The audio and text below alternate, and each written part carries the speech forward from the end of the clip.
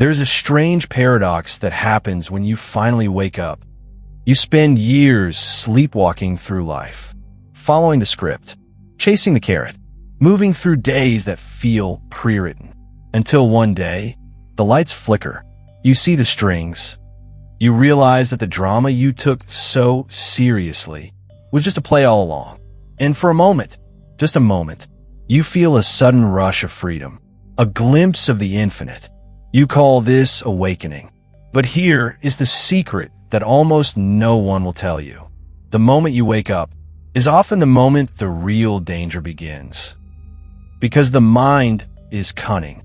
When it realizes it can no longer control you with the old lies, the lies of conformity, the lies of ignorance, it invents new ones, spiritual lies.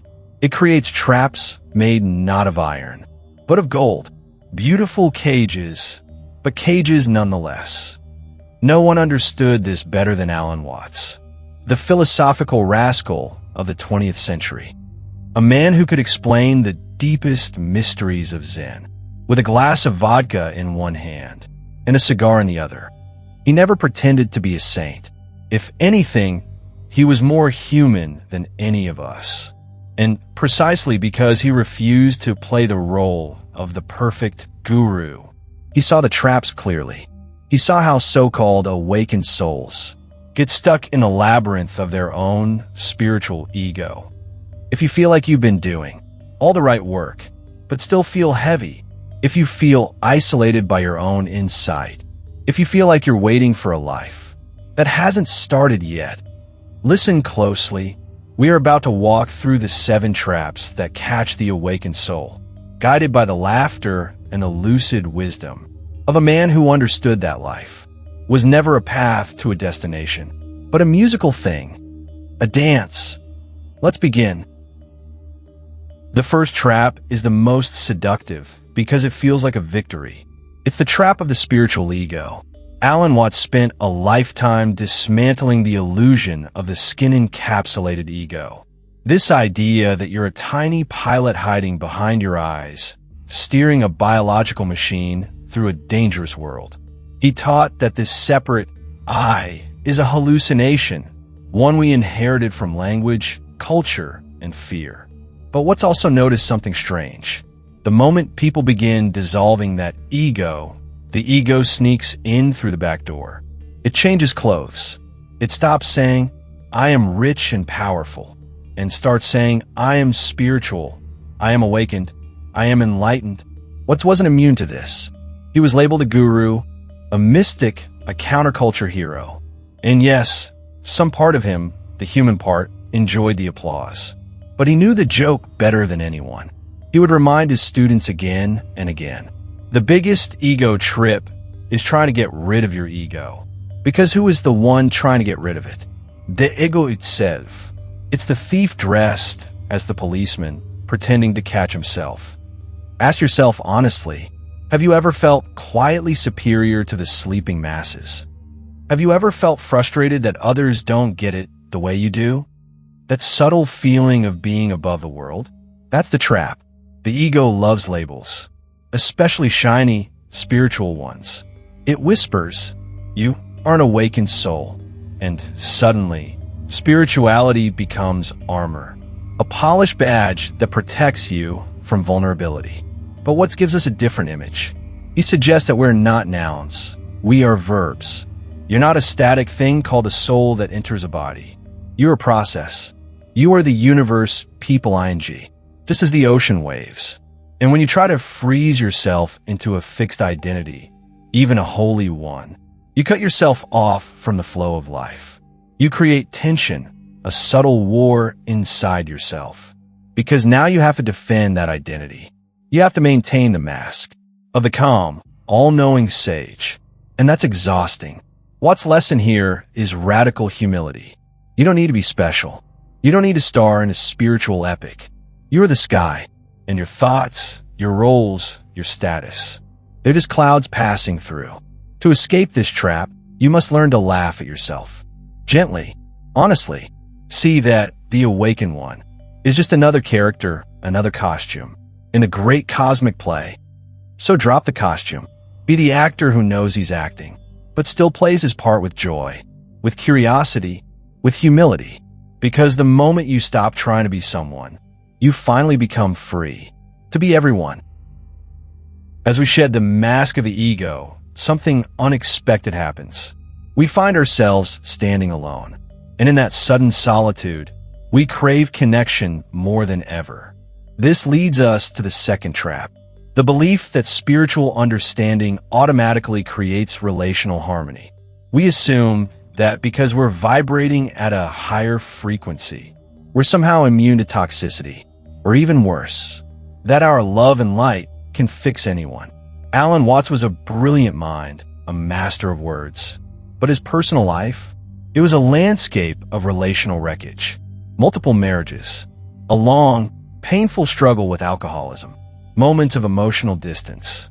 He was a constellation of contradictions. Why does this matter? Because it shatters the illusion of spiritual perfection. It proves that higher consciousness does not grant immunity from human dysfunction. In fact, awakened souls often fall into toxic relationships, precisely because they are awakened. You might stay in a draining dynamic because you believe you're practicing compassion. You might tolerate disrespect because you think it's all a mirror, or you convince yourself that your spiritual insight will heal them. But this is spiritual bypassing in disguise. What's taught that everything is one, yes. But he also reminded us that on the level of form, things are distinct. You don't drink poison just because everything is energy. The trap here is sacrificing your center to maintain the appearance of harmony, betraying your intuition just to remain the good spiritual person, becoming a doormat, draped in saffron robes. What's life serves as a warning. If you use philosophy to avoid the gritty reality of boundaries, you will suffer. True spirituality isn't about floating above relationship problems. It's about seeing them with devastating honesty. It's noticing when an interaction drains your life force. It's realizing that sometimes the most spiritual thing you can do is simply say, no. Ask yourself this. Have you surrounded yourself with people who drain you, telling yourself it's part of your path to heal them? If so, stop. That is not compassion. That is the ego playing savior. What reminds us? You cannot dance well with a partner who keeps stepping on your feet. You must recognize that while we are all one in essence, in the game of life, you are allowed and expected to choose who you dance with. Don't confuse oneness with the absence of boundaries. Respect the divinity in others, yes, but respect the vessel that is you, enough to protect it from leakage. Once we learn to set boundaries, another realization comes sharply into view. We begin to examine how we spend our hours, our days, our lives. And waiting for us here is the third trap, one of the most pervasive illusions in modern culture, the trap of the future. Alan Watts was relentless in his critique of the Western obsession with getting somewhere. From childhood, we're taught that life is a journey, a pilgrimage, a climb up some invisible ladder toward success. We work to survive. We survive just to work again. We buy things to soothe the pain of the work. And we keep our eyes glued to a shimmering horizon that never actually arrives. For the awakened soul, this trap shape shifts. Maybe you're no longer chasing a Ferrari or a corner office, but now you're chasing financial freedom, so you can finally retreat to the woods, or a bigger crystal collection, or the perfect meditation retreat, or a list of profound experiences you can accumulate like trophies. It's still materialism. It's still the belief that peace depends on rearranging the furniture of your outer world. What's compared life to music? When you listen to a symphony, you don't listen just to reach the final crashing chord. The point of the music is the music. If the finale were all that mattered, the best conductors would be the ones who played the fastest. But that's how many of us live. We rush. We hustle. We treat the present moment as a waiting room for the future. This trap whispers, once I have X, I will be Y. Once I have the savings, I'll be peaceful. Once I have the perfect home, I'll be creative. Once I have free time, I'll finally live. But life doesn't work that way, because the promise of once I have steals your only true possession, now. Materialism isn't just about greed. It's about distraction, a way of filling the silence.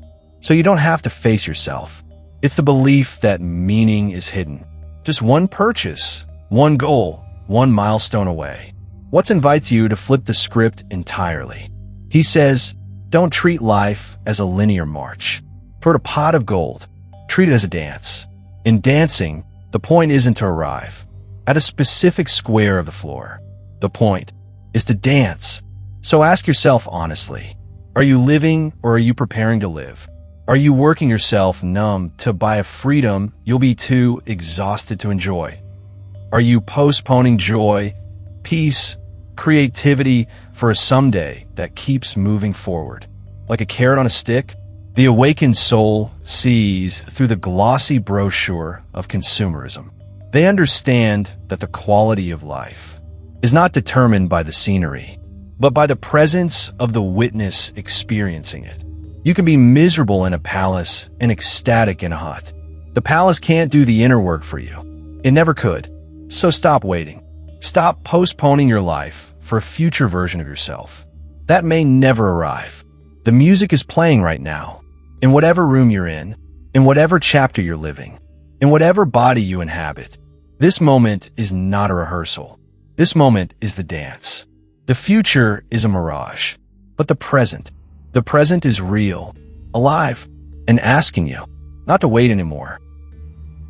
When we stop chasing the future, we are pulled, sometimes unwillingly, into the present moment.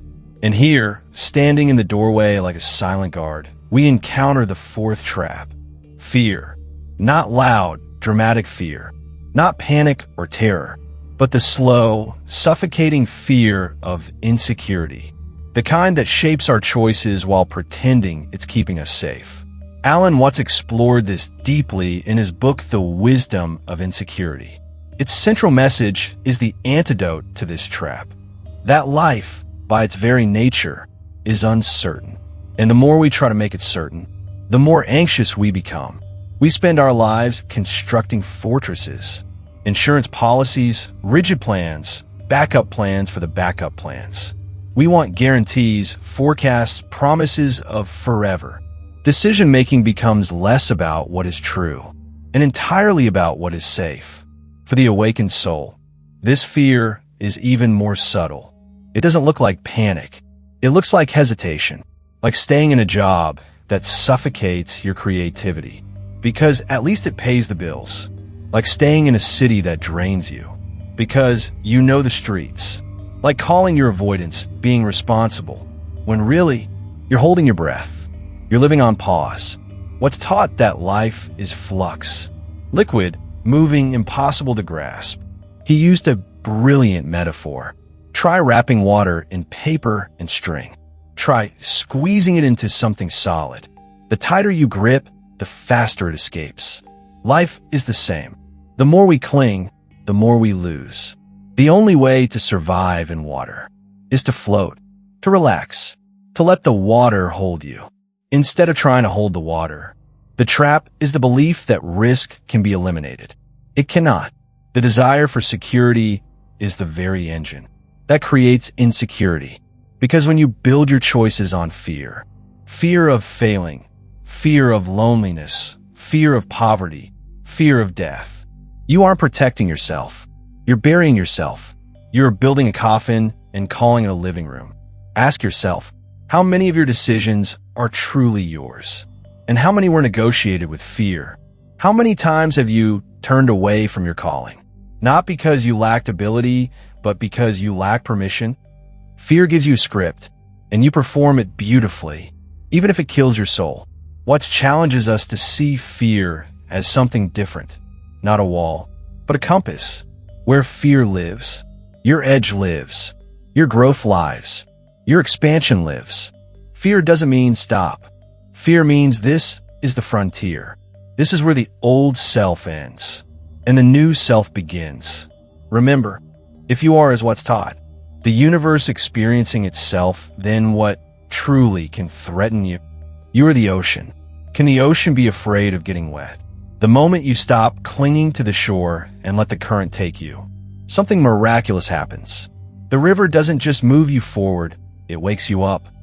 The current may be fast. It may be unpredictable. It may shake loose every illusion you once held, but is alive, and so are you. Stop making decisions merely to avoid pain. Start making decisions that allow you to feel the full texture of existence. Let go. Exhale and step into the water. As we learn to float, as we finally loosen our grip on the river of life, something else rises to the surface. Not from the world around us, but from within. A whisper, a suspicion, a running commentary that never sleeps. This is the fifth trap, the cycle of judgment. And if the previous traps were like walls, this one is like quicksand, subtle, quiet, and self-reinforcing. For those walking the spiritual path, this trap is especially sinister because it disguises itself as virtue. You meditate, you breathe, you set intentions, you try to cultivate compassion. And one morning, your neighbor plays music too loud, and instantly a spark of irritation flares within you. Then the second arrow hits. I shouldn't feel this way. I'm supposed to be above this. And suddenly you are at war not with your neighbor, but with yourself. You judge the judgment. Then you judge yourself for judging the judgment. It becomes an infinite courtroom, with you cast as the defendant, the prosecutor, the judge, the jury, and the executioner. Alan Watts called this the double bind, the psychological knot where every attempt to correct the mind only tightens the rope. It is a spiritual booby trap. The more you try to be good, the more artificial you become. You turn yourself into a spiritual mannequin, smooth, polished, and completely lifeless. But what reminds us of something uncomfortable, something liberating? There's a rascal inside every one of us, a mischievous, untamed spark. The part of you that laughs at the wrong moment, that rolls its eyes, that wants to play instead of meditate, that secretly enjoys breaking your own rules. And that rascal is not a mistake. It is vital, because the universe is not made of pure holiness. It is made of contrast, mud and lotus, shadow and sun, thunder and silence. Trying to eliminate your rascal is like trying to scrub the stripes off a tiger. The trap is believing that spiritual awakening requires personality perfection. We think enlightenment means becoming a stainless mirror. No dust, no cracks, no fingerprints. But what says? The dust is part of the world. The dust is what makes the mirror real. So how do we escape this infinite courtroom? By shifting from judgment to observation. When a judgment arises, simply acknowledge it. Don't applaud it. Don't shame it. Just say, judgment is happening. The same way you'd say, clouds are passing. The wind is blowing. The rain has come. No moral drama. No cosmic scorekeeping. Thoughts are weather. They come. They go. You don't yell at the clouds for being gray or congratulate the sun for shining. You simply watch. And in that spaciousness, something remarkable occurs. You start seeing that you're not the thoughts. You are the vastness in which they appear, the silent sky behind every storm. Judgment loses its grip, not because you force it away, but because you stop feeding it with resistance. And when you stop fighting yourself, when you stop policing your own mind, when you stop trying to be a plastic saint, a softer peace arrives, a peace that makes room for your shadow, a peace that embraces your inner rascal, a peace that doesn't require perfection, only honesty. This is the liberation hidden inside the infinite courtroom, not the end of noise, but the end of the war against the noise. When you accept the full spectrum of who you are, the courtroom dissolves, the judge retires, the gavel falls silent, and what remains is simply you, whole, human, and awake. And so we arrive at the engine humming beneath every trap, the instrument we glorify, worship, defend, yet rarely understand. The mind. the brilliant, restless, tireless servo mechanism.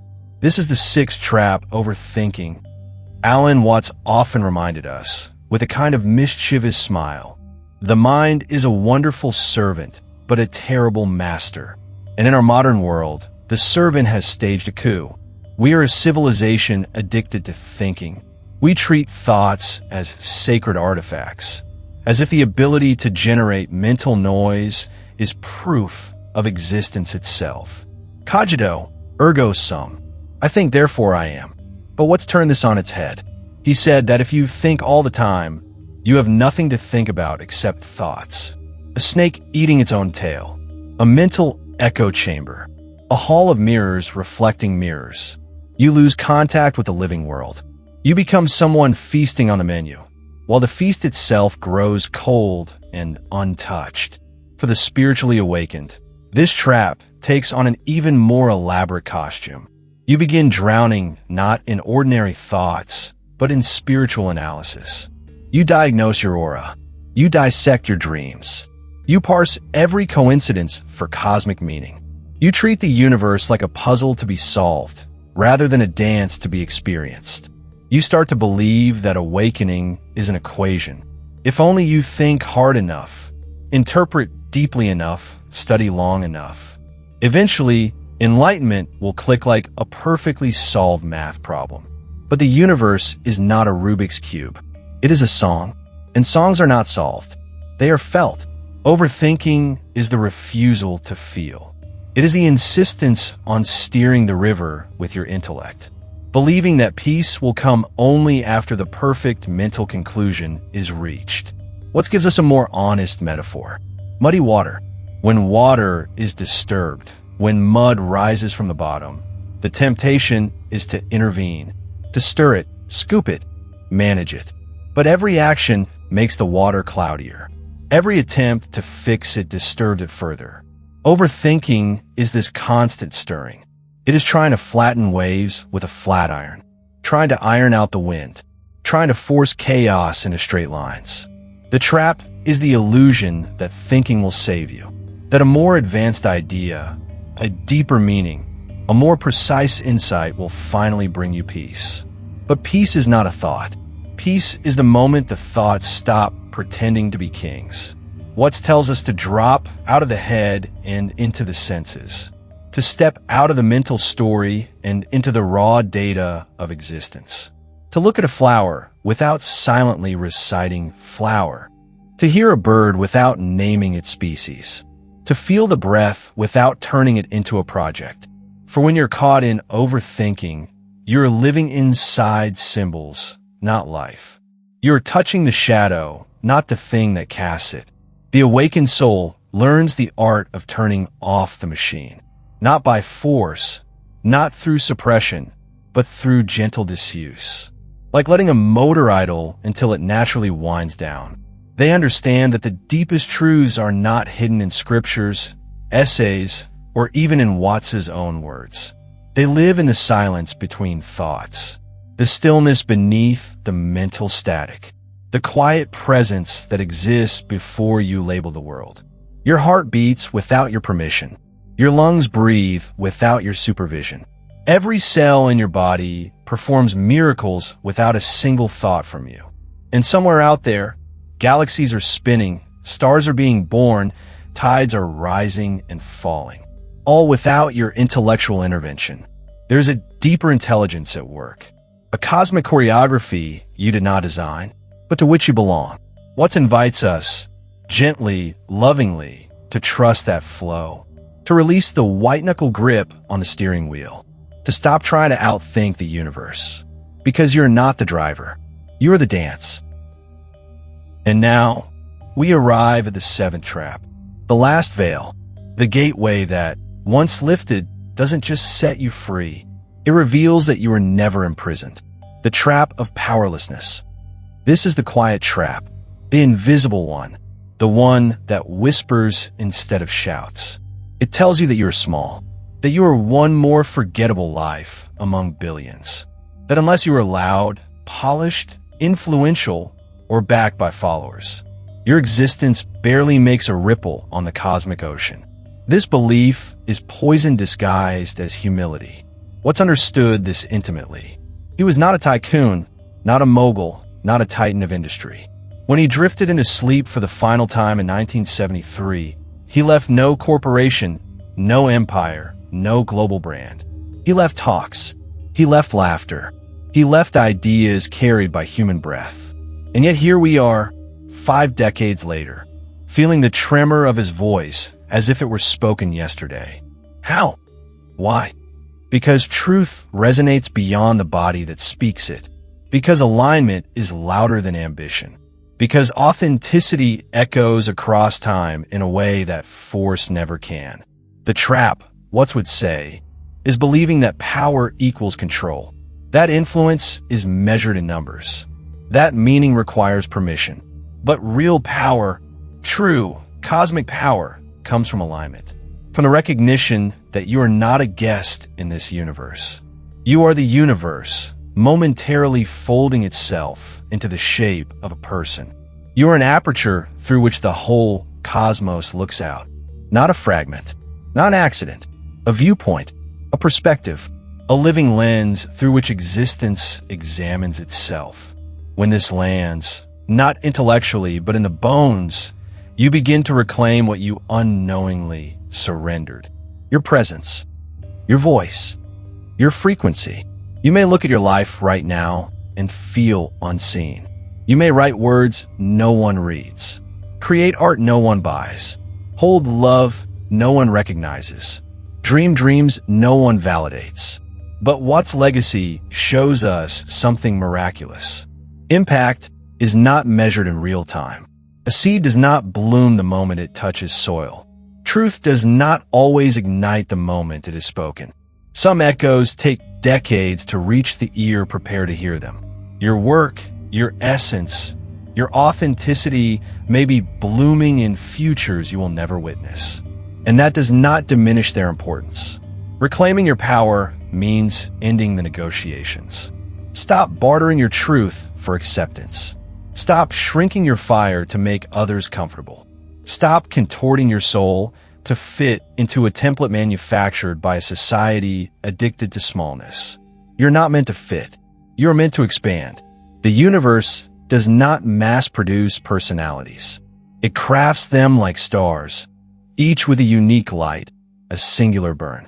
When you stop chasing external validation and begin validating your own aliveness, something shifts.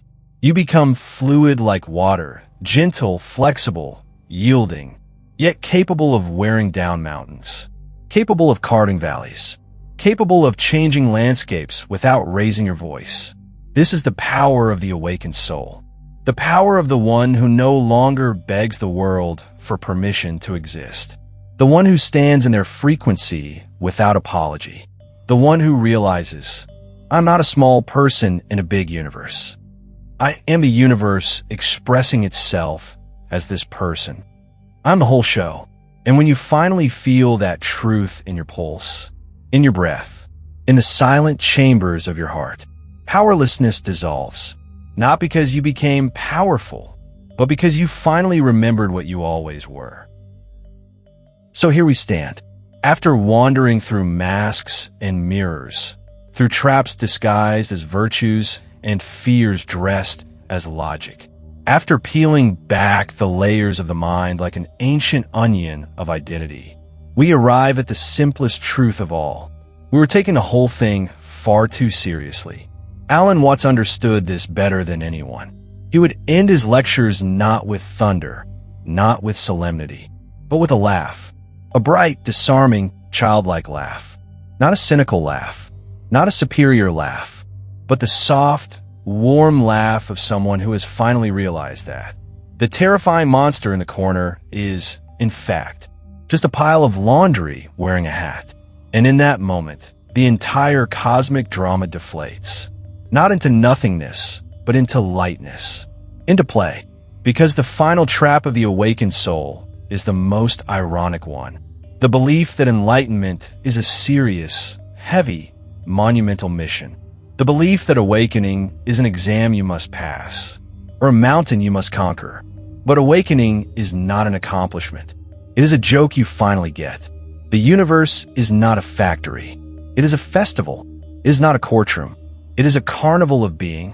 And you, yes you, are not a soldier of spiritual discipline. You are a dancer who forgot the music was already playing. If you find yourself ensnared in one of these traps today, judging yourself, fearing the unknown, overthinking your existence, waiting for life to begin, or polishing your mask, don't punish yourself. That's just setting another trap inside the trap. A hall of mirrors reflecting guilt into infinity. Instead, pause. Lower your shoulders. Wiggle your toes inside your shoes. Feel how absurdly human that is. Look at the way sunlight lands on the wall, or how a shadow curves gently around the corner of the room. Listen to the hum of traffic, or the wind rattling your window, or the faint heartbeat of the world beneath it all. These small sensations, these simple, unadorned moments, are the gateways out of illusion, because you are not a separate creature dragged across the battlefield of life. You're not a lonely mind trapped in a skull. You're not a fragile ego desperately holding the universe together. You are the universe, momentarily shaped as a person. A wave pretending to be separate from the ocean. A spar pretending it is not the fire. When you truly feel this, not as philosophy, not as poetry, but as lived truth, fear softens, judgment dissolves, overthinking quiets, and the whole drama loosens its grip. You are safe. You have always been safe. How could the universe be unsafe inside itself? So go ahead. Drop the mask you worked so hard to maintain. Love the mess you tried so hard to clean. Stop waiting for the right moment. This is the moment. Breathe into the edges of your fear. Watch your judgments drift by like passing weather. Let your thoughts settle like muddy water returning to clarity. And remember, remember, remember, you are the cosmic dancer, and the stage was yours long before you knew you were dancing. So now the question is no longer, who am I supposed to be? The real question, the only question, is, how do you want to dance?